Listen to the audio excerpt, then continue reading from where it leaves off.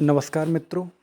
आज की कहानी का नाम है वापसी, जिसे लिखा है उषा प्रियमवदा जी ने। कहानी कुछ इस प्रकार है। गजाधर बाबू ने कमरे में जमा सामान पर एक नज़र दौड़ाई। 2 बक्स, डोलची, बाल्टी, यह डिब्बा कैसा है गणेशी? उन्होंने पूछा। गणेशी बिस्तर बांधता हुआ कुछ गर्व, कुछ दुख, कुछ लज्जा से बोला। घरवाली ने साथ में कुछ बेसन के लड्डू रख दिए हैं। कहा बाबूजी को पसंद थे। अब कहाँ हम गरीब लोग आपकी कुछ खातिर कर पाएंगे। घर जाने की खुशी में भी गजाधर बाबू ने एक विषाद का अनुभव किया। जैसे एक परिचित, स्नेह, आराम, आदरमय, सहज संसार से उनका नाता टूट रहा था। कभी कभी हम लोगों की भी खबर लेते रहिएगा, गणेशी बिस्तर में रस्सी बांधते हुए बोला। कभी कुछ ज़रूरत हो तो लिखना गणेशी, इस अगहन तक बिटिया की शादी कर दो। गणेशी ने अंगोछे के छोर से आंखें पोंछी। अब आप लोग सहारा न देंगे तो कौन देगा? आप यहाँ रहते तो शादी में कुछ हौसला रहता। गजाधर बाबू चलने को तैयार बैठे थे। रेलवे क्वार्टर का वह कमरा जिसमें उन्होंने कितने वर्ष बिताए थे, उनका सामान हट जाने के कुरूप और नग्न लग रहा था। आंगन में रोपे पौधे भी जान पहचान के लोग ले गए थे और जगह जगह मिट्टी बिखरी हुई थी। पर पत्नी बाल बच्चों के साथ रहने की कल्पना में यह बिछोह एक दुर्बल दुर्बल लहर की तरह उठकर विलीन हो गया। गजाधर बाबू खुश थे। 35 साल की नौकरी के बाद वह रिटायर होकर जा रहे थे। इस वर्षों में अधिकांश समय उन्होंने केवल अकेले रहकर काटा था। उन अकेले क्षणों में उन्होंने इसी समय की कल्पना की थी जब वह अपने परिवार के साथ रह सकेंगे। इसी आशा के सहारे वह अपने अभाव का बोझ ढो रहे थे। संसार की दृष्टि से उनका जीवन सफल कहा जा सकता था। उन्होंने शहर में एक मकान बनवा लिया था। बड़े लड़के अमर और लड़की कांति की शादियां कर दी थीं। 2 बच्चे ऊंची कक्षाओं में पढ़ रहे थे। गजाधर बाबू नौकरी के कारण प्राय छोटे स्टेशनों पर रहे और उनके बच्चे तथा पत्नी शहर में, जिससे पढ़ाई में बाधा ना हो। गजाधर बाबू स्वभाव से बहुत स्नेही व्यक्ति थे और स्नेह के आकांक्षी भी थे। जब परिवार साथ था, ड्यूटी से लौटकर बच्चों से हंसते बोलते, पत्नी से कुछ मनोविनोद करते। उन सबके चले जाने से उनके जीवन में गहन सूनापन भर उठा। खाली क्षणों में उनसे घर में टिका नहीं जाता। कभी प्रकृति के न होने पर भी उन्हें पत्नी की स्नेहपूर्ण बातें याद आती रहती हैं। दोपहर में गर्मी होने पर भी 2 बजे तक आग जलाए रहती और उनके स्टेशन से वापस आने पर गर्म गर्म रोटियां सेंकती। उनके खा चुकने और मना करने पर भी थोड़ा सा कुछ और थाली में परोस देती और बड़े प्यार से आग्रह करती। जब वह थके हारे बाहर से आते तो उनकी आहट पावा रसोई के द्वार पर निकल जाती और उनकी सलज्ज आंखें मुस्करा उठती। गजाधर बाबू को तब हर छोटी बात भी याद आती और उदास हो उठते हैं। अब कितने वर्षों बाद वह अवसर आया था जब वे फिर उसी स्नेह और आदर के मध्य रहने जा रहे थे। टोपी उतारकर गजाधर बाबू ने चारपाई पर रख दी। जूते खोलकर नीचे खिसका दिए। अंदर से रह रह कर कह कहों की आवाज़ आ रही थी। इतवार का दिन था और उनके सब बच्चे इकट्ठे होकर नाश्ता कर रहे थे। गजाधर बाबू के सूखे होंठों पर स्निग्ध मुस्कान आ गई। उसी तरह मुस्कुराते हुए वह बिना खांसे हुए अंदर चले गए। उन्होंने देखा कि नरेंद्र कमर पर हाथ रखे शायद रात की फिल्म में देखे गए किसी नृत्य की नकल कर रहा था और बसंती हंस हंस कर दोहरी हो रही थी। अमर की बहू को अपने तन बदन, आंचल या घूंघट का कोई होश न था और वह उन्मुक्त रूप से हंस रही थी। गजाधर बाबू को देखते ही नरेंद्र धप से बैठ गया और चाय का प्याला उठाकर मुंह से लगा लिया। बहू को होश आया और उसने झट से माथा ढक लिया। केवल बसंती का शरीर रह रहकर हंसी दबाने के प्रयत्न में हिलता रहा। गजाधर बाबू ने मुस्कुराते हुए उन लोगों को देखा, फिर कहा, क्यों नरेंद्र, क्या नकल हो रही थी? कुछ नहीं बाबूजी, नरेंद्र ने सिट पिटा कर कहा। गजाधर बाबू ने चाहा था कि वह भी इस मनोविनोद में भाग लेते, पर उनके आते ही जैसे सब कुंठित हो चुप हो गए। इससे उनके मन में थोड़ी सी खिन्नता उपज आई। बैठते हुए बोले, बसंती, चाय मुझे भी देना। तुम्हारी अम्मा की पूजा अभी चल रही है क्या? बसंती ने माँ की कोठरी की ओर देखा। अभी आती ही होंगी और प्याले में उनके लिए चाय छानने लगी। बहू चुपचाप पहले ही चली गई थी। अब नरेंद्र भी चाय का आखिरी घुट पीकर उठ खड़ा हुआ। केवल बसंती पिताजी के लिहाज में चौकी में बैठी माँ की राह देखने लगी। गजाधर बाबू ने एक घूंट चाय पी, फिर कहा, मेरी बेटी, चाय तो फीकी है, लाइए चीनी और डाल दूं। बसंती बोली, रहने दो, तुम्हारी अम्मा जब आएगी तभी पी लूँगा। थोड़ी देर में उनकी पत्नी हाथ में अर्घ का लोटा लिए निकली और अशुद्ध स्तुति कहते हुए तुलसी में डाल दिया। उन्हें देखते ही बसंती भी उठ गई। पत्नी ने आकर गजाधर बाबू को देखा और कहा, अरे आप अकेले बैठी हैं, ये सब कहाँ गए? गजाधर बाबू के मन में फांस सी कसक उठी। अपने अपने काम में लग गए हैं, आखिर बच्चे ही हैं। पत्नी आकर चौके में बैठ गई। उन्होंने नाक भौं चढ़ाकर चारों ओर झूठे बर्तनों को देखा, फिर कहा, सारे झूठे बर्तन पड़े हैं, इस घर में धर्म कर्म कुछ नहीं, पूजा करके सीधे चौके में घुसो। फिर उन्होंने नौकर को पुकारा। जब उत्तर न मिला तो एक बार और उच्च स्वर में पुकारा। फिर पति की ओर देखकर बोली, बहू ने भेजा होगा बाजार, और एक लंबी सांस लेकर चुप हो रही। गजाधर बाबू बैठकर चाय और नाश्ते का इंतजार करते रहे। उन्हें अचानक ही गणेशी की याद आ गई। रोज सुबह पैसेंजर आने से पहले यह गरम गरम पूरियां और जलेबियां और चाय लाकर रख देता था। चाय भी कितनी बढ़िया, कांच के गिलास में ऊपर तक भरी लबालब, पूरे 2.5 चम्मच चीनी और गाढ़ी मलाई। पैसेंजर भले ही रानीपुर लेट पहुंचे, गणेशी ने चाय पहुंचाने में कभी देरी नहीं की। क्या मजाल के कभी उससे कुछ कहना पड़ा।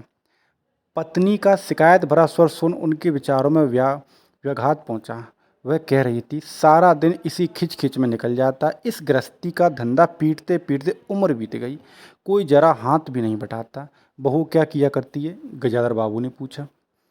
पड़ी रहती है, बसंती को तो कहेगी कि कॉलेज जाना होता है।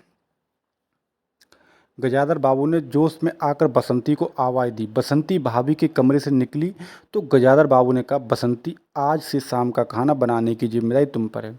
सुबह का भोजन तुम्हारी भाभी बनाएंगी। बसंती मुंह लटकाकर बोली, बाबूजी, पढ़ना भी तो होता है। गजाधर बाबू ने प्यार से समझाया, तुम सुबह पढ़ लिया करो, तुम्हारी माँ बूढ़ी हुई, अब वह शक्ति नहीं बची है। तुम हो, तुम्हारी भाभी, यह दोनों को मिलकर काम में हाथ बटाना चाहिए। बसंती चुप रह गई। उसके जाने के बाद उसकी माँ ने धीरे से कहा, पढ़ने का तो बहाना है, कभी जी ही नहीं लगता। लगे कैसे, शीला से ही फुर्सत नहीं है। बड़े बड़े लड़के हैं उस घर में, हर वक्त वहाँ घुसा रहना मुझे नहीं सुहाता। मना करूँ तो सुनती नहीं है। घर में गजाधर बाबू के रहने के लिए कोई स्थान न बचा था। जैसे किसी मेहमान के लिए कुछ अस्थायी प्रबंध कर दिया जाता है, उसी प्रकार बैठक में कुर्सियों को दीवार से सटाकर बीच में गजाधर बाबू के लिए पतली सी चारपाई डाल दी गई थी। गजाधर बाबू उस कमरे में पड़े पड़े कभी कभी अनायास ही इस अस्थायित्व का अनुभव करने लगते हैं। उन्हें याद आती उन रेलगाड़ियों की जो आती और थोड़ी देर रुककर किसी और लक्ष्य की ओर चली जाती। घर छोटा होने के कारण बैठक में ही अब वह प्रबंध किया गया था। उनकी पत्नी के पास अंदर एक छोटा कमरा अवस्था पर वह एक ओर अचारों के मर्तबान, दाल चावल के कनस्तर और घी के डिब्बों से घिरा था। दूसरी ओर पुरानी रजाइयाँ दरियों में लिपटी और रस्सी से बंधी रखी थीं। उनके पास एक बड़े से टीन के बक्स में घर भर के गर्म कपड़े थे। बीच में एक अलगनी बधी हुई थी जिस पर प्राय बसंती के कपड़े लापरवाही से पड़े रहते थे। वह अक्सर उस कमरे में नहीं जाती थी। घर का दूसरा कमरा अमर और उसकी बहू के पास था। तीसरा कमरा जो सामने की ओर था, बैठक था। गजाधर बाबू के आने से पहले उसमें अमर के ससुराल से आया बेंत का 3 कुर्सियों का सेट पड़ा था। कुर्सियों पर नीली गद्दियाँ और बहू के हाथों के कड़े कुशन थे। जब कभी उनकी पत्नी को कोई लंबी शिकायत करनी होती तो अपनी चटाई बैठक में डाल पड़ जाती थी। वह एक दिन चटाई लेकर आ गई तो गजाधर बाबू ने घर गृहस्थी की बातें छेड़ी। वह घर का रवैया देख रहे थे। बहुत हल्के से उन्होंने कहा कि अब हाथ में पैसा कम रहेगा, कुछ खर्चा कम करना चाहिए। सभी खर्चा तो वाजिब है, न मन का पहना न ओढ़ा। गजाधर बाबू ने आहत विस्मित दृष्टि से पत्नी को देखा। उनसे अपनी हैसियत छिपी न थी। उनकी पत्नी तंगी का अनुभव कर उसका उल्लेख करती, यह स्वाभाविक था, लेकिन उनमें सहानुभूतिपूर्ण अभाव गजाधर बाबू को बहुत खटका। उनसे राय बात की जाती कि प्रबंध कैसे हो तो उन्हें चिंता कम संतोष अधिक होता, लेकिन उनसे तो केवल शिकायत की जाती थी, जैसे परिवार की सब परेशानियों के लिए वही जिम्मेदार थे। तुम्हें कमी किस बात की है अमर की माँ? घर में बहू है, लड़के बच्चे हैं, सिर्फ रुपया से ही आदमी अमीर नहीं होता, गजाधर बाबू ने कहा और कहने के साथ ही अनुभव किया। यह उनकी आंतरिक अभिव्यक्ति थी, ऐसी कि उनकी पत्नी नहीं समझ सकती। हाँ, बड़ा सुख है ना बहू से, आज रसोई करने गई है, देखो क्या होता है। कहकर पत्नी ने आंखें मूंदी और सो गई। गजाधर बाबू बैठे हुए पत्नी को देखते रह गए। यही थी क्या उनकी पत्नी, जिसके हाथों के कोमल स्पर्श, जिसकी मुस्कान की याद में उन्होंने संपूर्ण जीवन काट दिया था। उन्हें लगा कि वह लावण्यमयी युवती जीवन की राह में कहीं खो गई और उसकी जगह आज जो स्त्री है वह उनके मन और प्राणों के लिए नितांत अपरिचित है। गाढ़ी नींद में डूबी उनकी पत्नी का भारी शरीर बहुत बेडौल और कुरूप लग रहा था, श्रीहीन और रूखा था। गजाधर बाबू देर तक निष्वंग दृष्टि से पत्नी को देखते रहे और फिर लेटकर छत की ओर ताकने लगे। अंदर कुछ गिरा और उनकी पत्नी हड़बड़ाकर उठ बोली, लो बिल्ली ने कुछ गिरा दिया शायद, और के अंदर भागी। थोड़ी देर में लौट कर आए तो उनका मुंह फूला हुआ था। देखो बहू को चौका खुला छोड़ आए। बिल्ली ने दाल की पतली गिरा दी। सभी खाने को हैं, अब क्या खिलाऊंगी। वह सांस लेने को रुकी और बोली, एक तरकारी और 4 पराठे बनाने में सारा डिब्बा घी उड़ेल कर रख दिया। जरा सा दर्द नहीं है। कमाने वाला हाड़ तोड़े और यहाँ चीज़ें लुटे। मुझे तो मालूम था कि यह सब काम किसी के बस का नहीं है। गजाधर बाबू को लगा कि पत्नी कुछ और बोलेगी तो उनके कान झंझना उठेंगे। ओंठ भींच करवट लेकर उन्होंने पत्नी की ओर से पीठ कर ली। रात का भोजन बसंती ने जानबूझकर ऐसा बनाया था कि कौर तक निकला नहीं जा सके। गजाधर बाबू चुपचाप खाकर उठ गए, पर नरेंद्र थाली सरकाकर उठ खड़ा हुआ और बोला, मैं ऐसा खाना नहीं खा सकता। बसंती तुनक कर बोली, तो न खाओ, कौन तुम्हारी खुशामद कर रहा है। तुमसे खाना बनाने को किसने कहा था। नरेंद्र चिल्लाया, बाबूजी ने। बाबूजी को बैठे बैठे यही सोचता है। बसंती को उठाकर माँ ने नरेंद्र को मनाया और अपने हाथ से कुछ बनाकर खिलाया। गजाधर बाबू ने बाद में पत्नी से कहा, इतनी बड़ी लड़की हो गई है और उसे खाना बनाने तक का सहूर नहीं आया। अरे आता सब कुछ है, करना नहीं चाहती, पत्नी ने उत्तर दिया। अगली शाम माँ को रसोई में देख कपड़े बदलकर बसंती बाहर आई तो बैठक में गजाधर बाबू ने टोक दिया, कहाँ जा रही हो। पड़ोस में शीला के घर, बसंती ने कहा। कोई ज़रूरत नहीं है, अंदर जाकर पढ़ो, गजाधर बाबू ने कड़े स्वर में कहा। कुछ देर अनिश्चित खड़े रहकर बसंती अंदर चली गई। गजाधर बाबू शाम को रोज़ टहलने चले जाते थे। लौट कर आए तो पत्नी ने कहा, क्या कह दिया। बसंती शाम से मुंह लपेटे पड़ी है, खाना भी नहीं खाया। गजाधर बाबू खिन्न हो आए।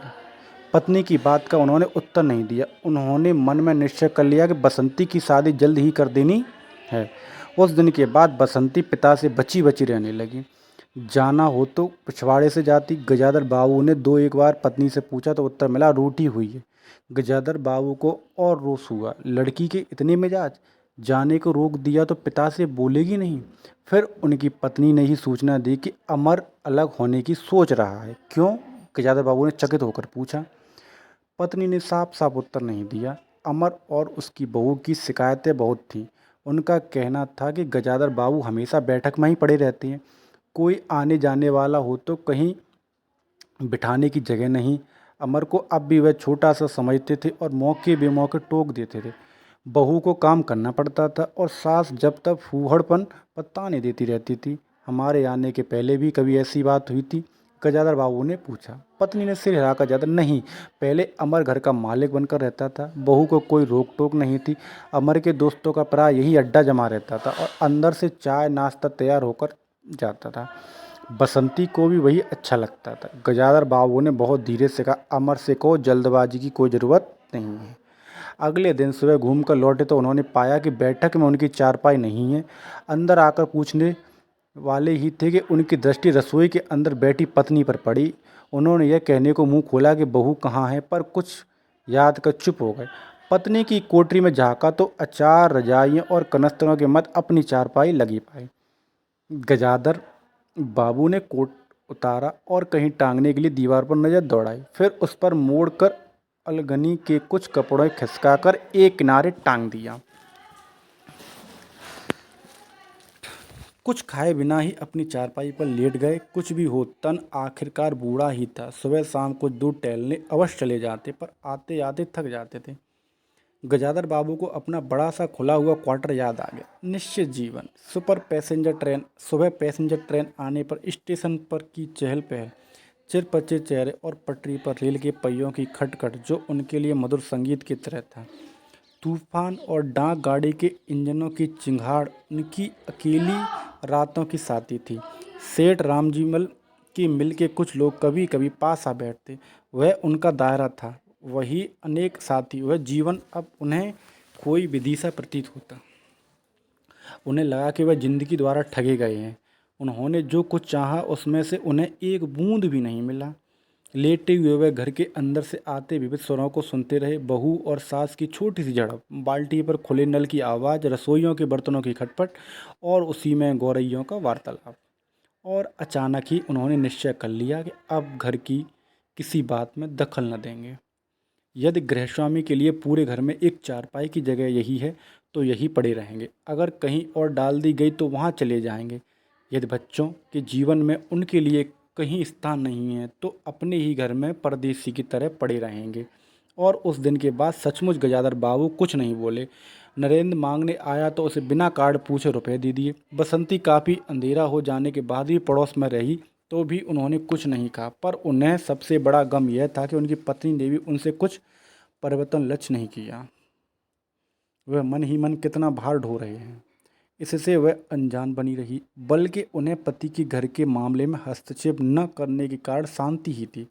कभी कभी कह भी उठती, ठीक ही है, आप बीच में न पड़ा कीजिए, बच्चे बड़े हो गए हैं, हमारा जो कर्तव्य था कर रहे हैं, पढ़ा रहे हैं, शादी कर देंगे।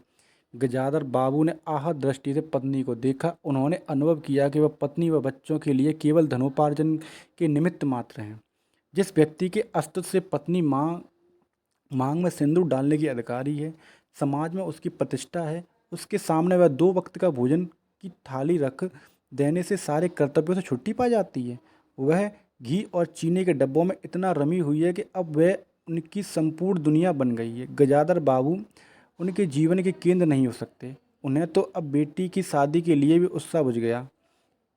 किसी बात में हस्तक्षेप न करने के निश्चय के बाद ही उनका अस्तित्व उस वातावरण का एक भाग न बन सका।